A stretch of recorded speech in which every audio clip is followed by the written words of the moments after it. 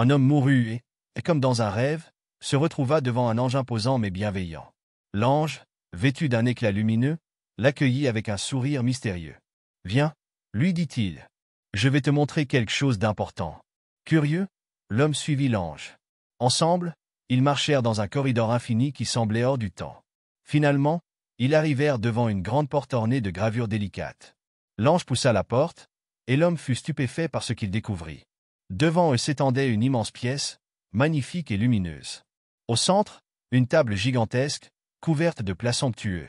Il y avait des fruits mûrs, des viandes parfaitement cuisinées, des desserts délicats, et des boissons qui brillaient sous la lumière. Mais ce qui troubla immédiatement l'homme, ce furent les gens assis autour de cette table. Tous semblaient tristes, désespérés, les yeux embués de larmes. Ils étaient entourés d'abondance, mais personne ne mangeait. Ils fixaient les mets avec une douleur visible, comme s'ils étaient incapables d'y toucher. « Que se passe-t-il ici » demanda l'homme à l'ange, le cœur serré par la scène. L'ange répondit calmement. « Regarde bien. Observe leurs mains et leurs couverts. » L'homme regarda de plus près. Chaque personne avait entre les mains une longue cuillère. Une cuillère si démesurée qu'elle dépassait la longueur de leurs bras.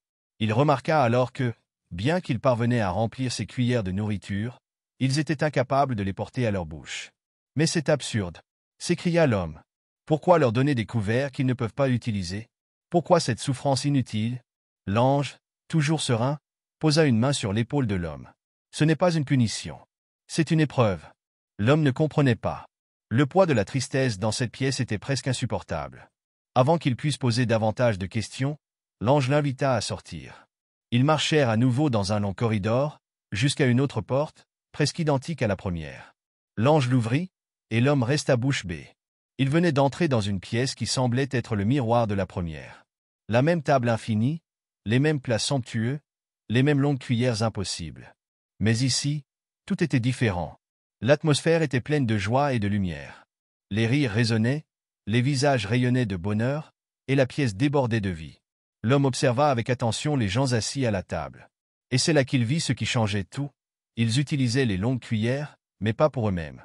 Chaque personne prenait soin de nourrir son voisin. D'un geste tendre, ils se servaient les uns les autres, et chacun était rassasié. « Je ne comprends pas » murmura l'homme, ému par ce qu'il voyait.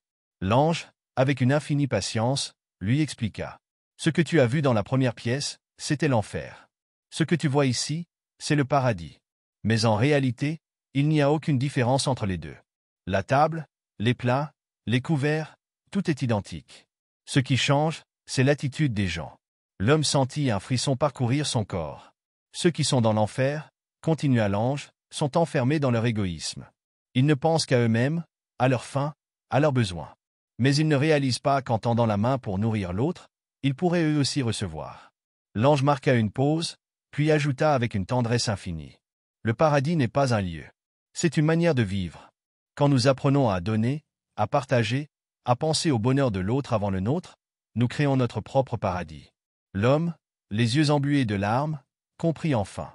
Il regarda cette scène de solidarité et de joie, et il ressentit une paix qu'il n'avait jamais connue de son vivant. Morale. Dans notre monde, tout comme dans celui que l'homme a visité, le bonheur ne vient pas de ce que nous prenons, mais de ce que nous offrons. Nous avons tous des longues cuillères, des dons, des talents, des ressources qui peuvent sembler inutiles si nous ne les utilisons que pour nous-mêmes.